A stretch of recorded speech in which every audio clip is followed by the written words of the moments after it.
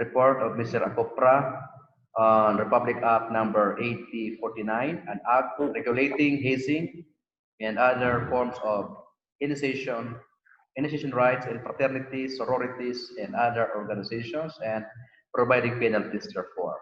So if you have questions, you can write your questions on the chat box, okay, so that later on, after the reporter discusses the report or his report, okay, so your questions will be answered by the reporter. Okay, so please turn off your microphone and your camera. Okay, Mr. Acopra, please proceed.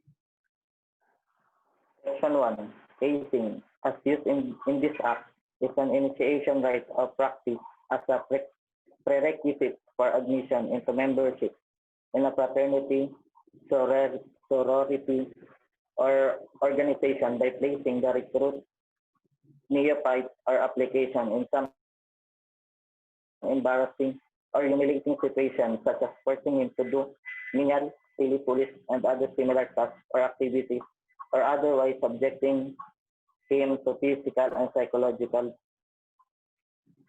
suffering or injury. Dito sa section 1,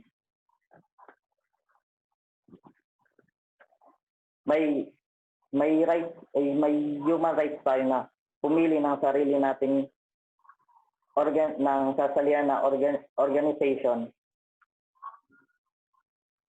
at dito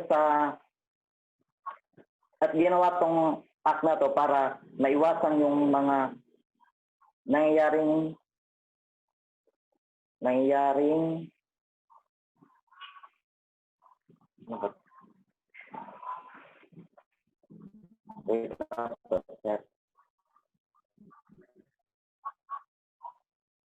ito para ma-avoid yung embarrassing yung sa pagiging utosan ng mga neophytes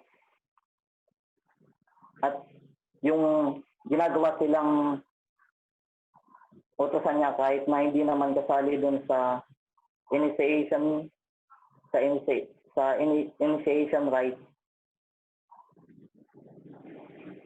tapos sumantong pa dun sa pananakit.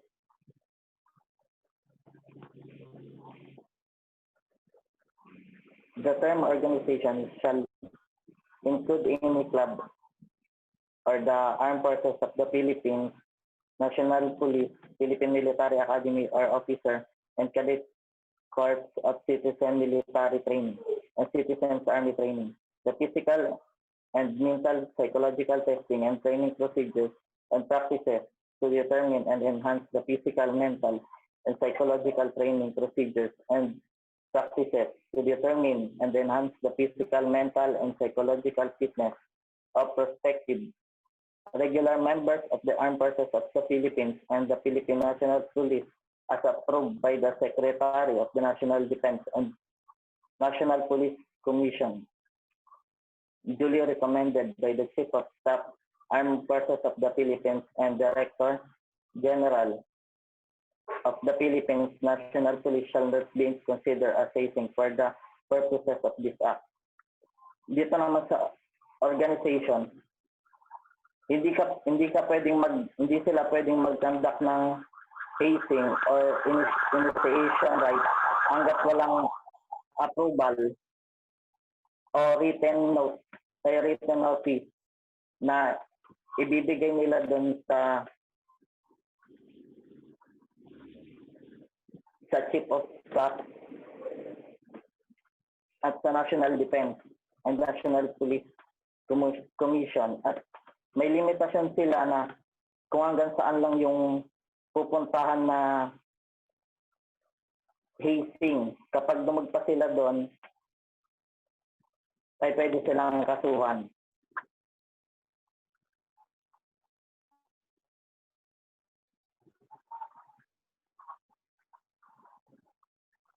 Section 2. No hazing or initiation rights in any form or manner by fraternity, sorority, or organization shall be allowed without the prior written notice to the school authorities or head of organization 7 days before the conduct of such initiation. The written notice shall indicate the period of the initiation activities which shall not exceed 3 days, shall include the names of those to be subjected to such activities, and shall further contain an undertaking that no physical violence be employed by anybody during such right. Dito, sabi dito, hindi sila pwedeng mag-conduct ng initiation din, ng initiation right, hanggat walang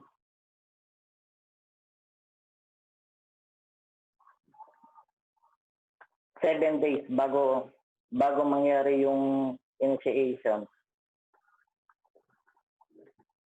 At syempre, yung initiation na yun, dapat hindi sila lalagpas ng 3 days. At kasama na dun yung mga pangalan ng mga neophytes.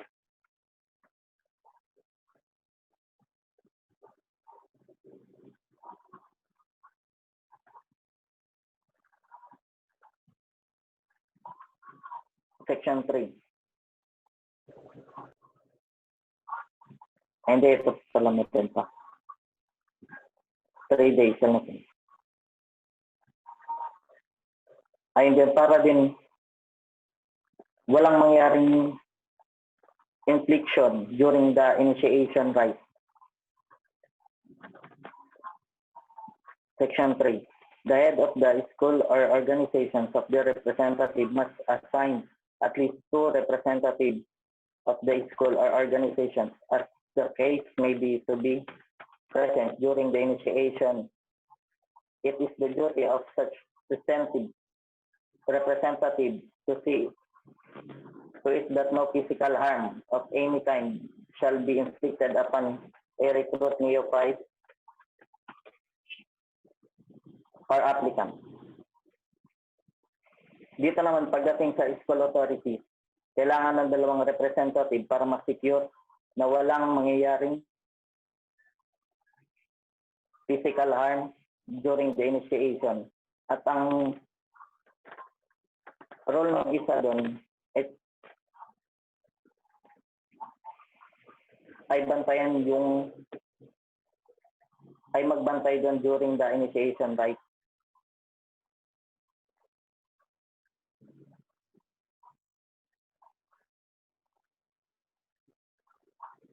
Section 4. If the person subjected to hazing or other forms of initiation right suffers any physical injury or dies as a result thereof, the officer and members of the fraternity, sorority, or organization who actually participated in the infliction of physical harm shall be liable as principal.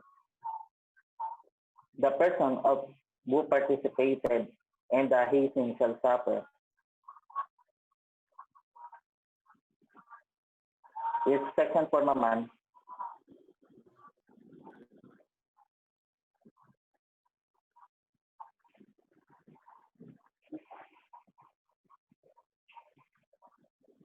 if the person subjected to hazing.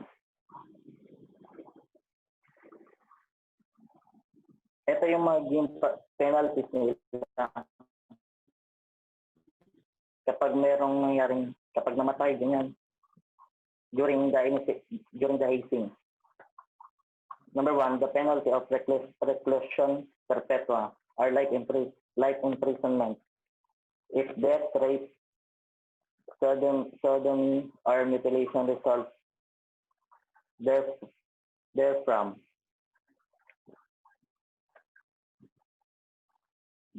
Number 2, the penalty of reclusion temporal in its maximum period, 17 years, 4 months, and 1 day to 20 years.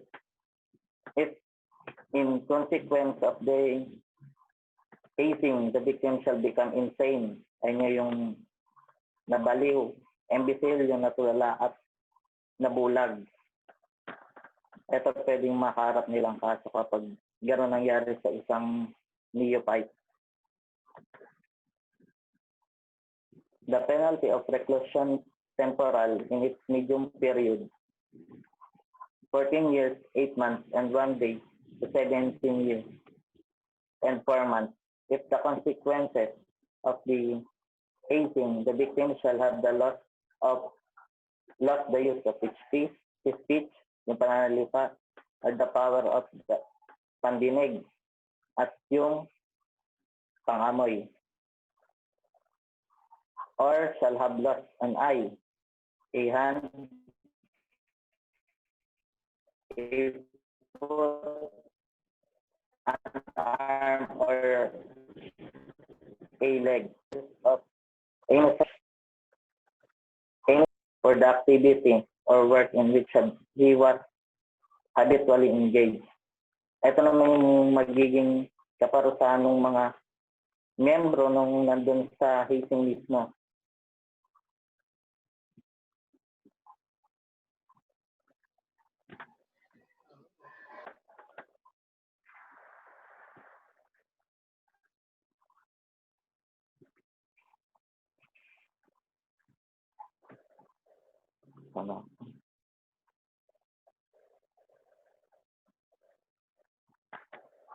The penalty of reclusion temporal in its minimum period, 12 years, 14 years, and 8 months.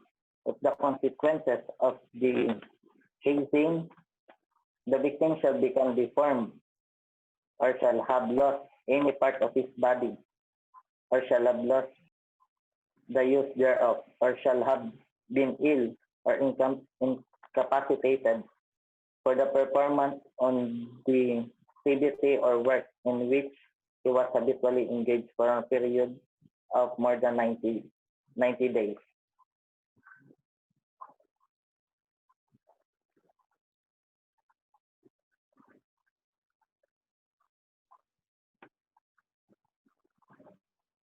The penalty of prison mayor in its maximum period, 10 years and 1 day to 12 years. If in consequences of hazing, the victim shall have been ill or incapacitated for the performance on the activity or work in which he was habitually engaged for a period of more than 30 days.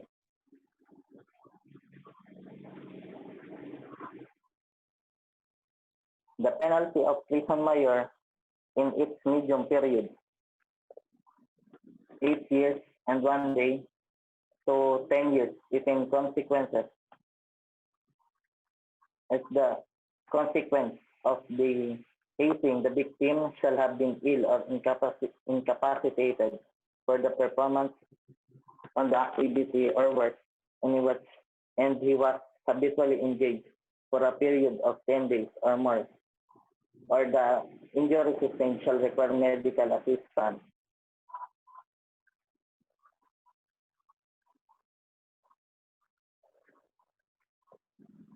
The penalty of prison mayor in its minimum period, 6 years and 1 day to 8 years. If in consequence of the hazing, the victim shall have been ill or incapacitated for the performance on the activity or work in which he was habitually engaged from 1 to 9 days, or the injury shall require medical assistance for the same period.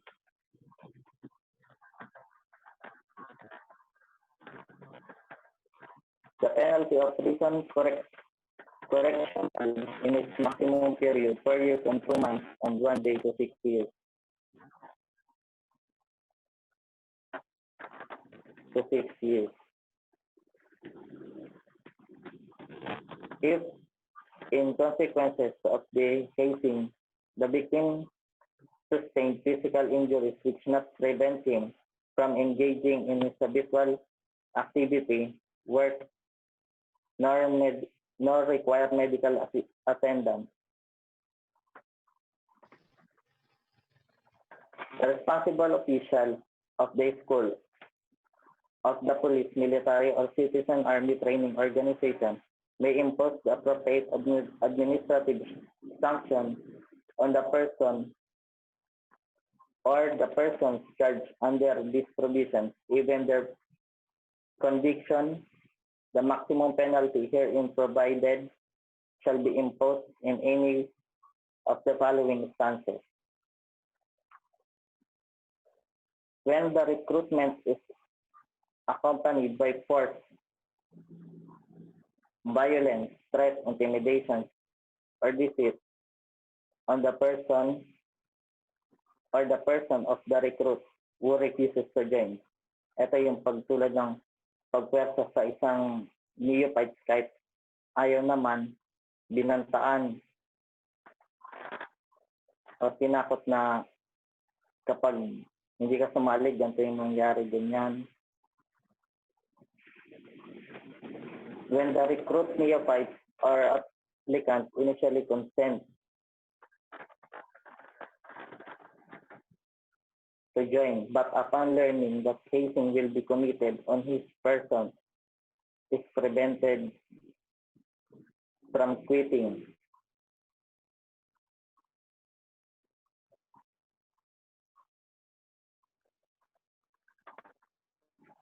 Ito yung tulad sa applicant. Yung isang applicant na kahit or hindi siya sinabihan na ganito yung mangyayari during hazing.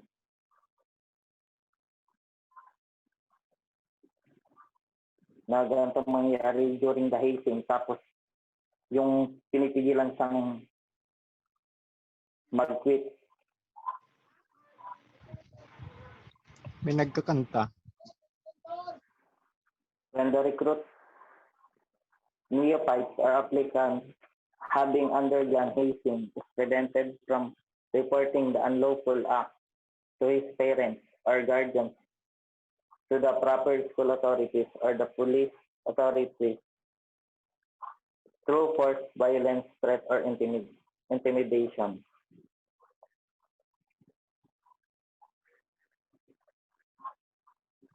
May nagkakanta.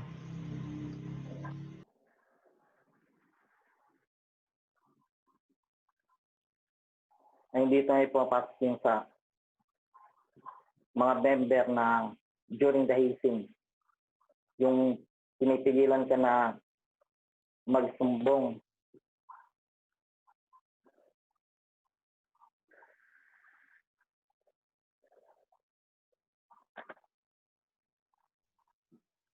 When the hazing is committed outside of the school or institution, sa labas man yan ng school of dito or sa loob. When the victim ito below 12 years of age at the time of the hazing. Yung pwedeng maging kaso dito sa 12 years of age at the time of the hazing is pwedeng kapag namatay siya, pwedeng umabot ng maximum penalties yun. Kung reclusion temporal ba yun yung 20 years, 1 day to 40 years. Yung maximum nun yung 40 years.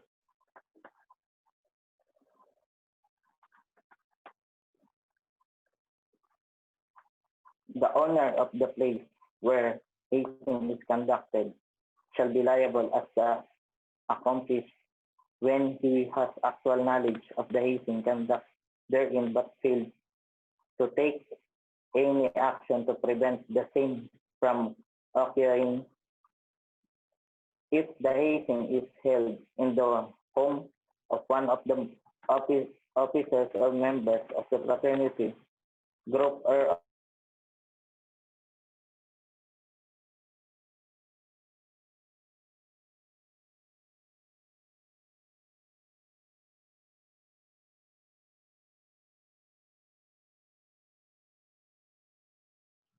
Mr. Akupra, what happened?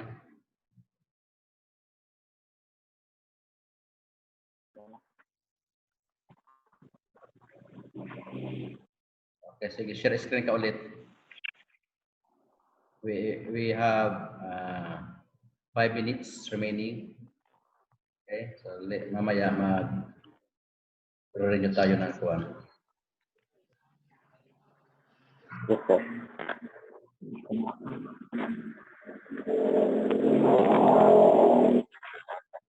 Ay, ito. To take any actions to prevent the same from occurring if the hazing is held in the home of one of the officers or members of the fraternity group or organization, the parents shall be held liable as principals when they have actual knowledge of the hazing conducted therein but fail to take any action to prevent the same from occurring. Ito dito sa ONET, halimbawa dito sa hotel nangyari yung hazing, tapos yung manager nun alam niya na may mangyayaring hazing doon mismo, pero wala siyang ginawa, hindi niya pinigilan hanggang pwede siyang makasuhan din doon. Kasi may actual knowledge siya, alam niya na may mangyari doon, pero wala siyang ginawa or hindi niya pinigilan. Fiscal authorities, including faculty members who consent to the hazing or who have actual knowledge thereof but fail to take any action to prevent the same from occurring shall be punished as accomplice for the acts of hazing committed by the perpetrator. At rin, pati rin sa school authorities, yung mga nag-sign yung binigyan ng written notice, pwede din sila kasuhan doon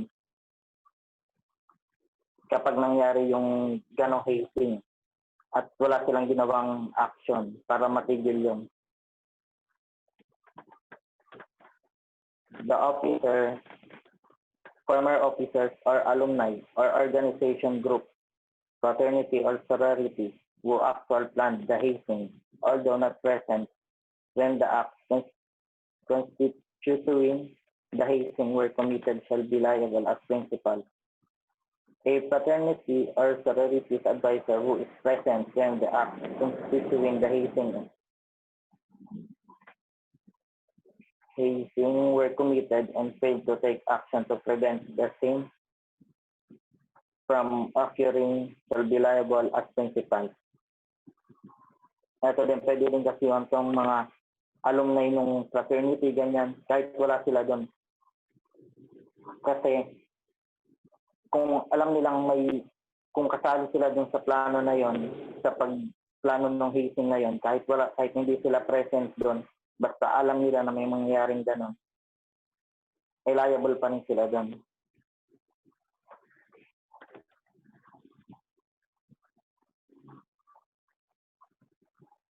The presence of any person during the hazing is prima facie evidence of participation therein as principal unless they prevented the commission of the act punishable herein. The presence of a person, kahit sabihin natin na napadaan ka lang, ganyan, o nakisilip ka lang sa mga nangyayaring ganon, pwede ka rin kasuhan doon. Kasi wala kang ginawa na action para din ma-prevent yung hazing na yon. Any person charged under this provision shall not be entitled to the mitigating circumstances that there was no intention to commit so grave or wrong.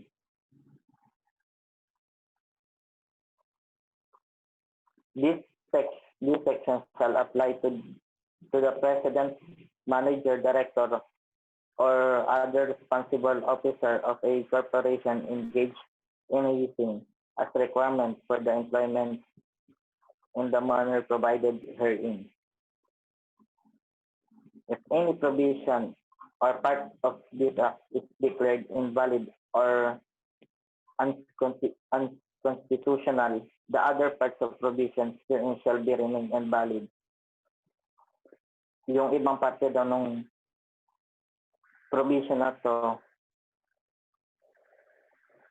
kahit invalid, pero yung iba naman nun ay natiling valid and effective.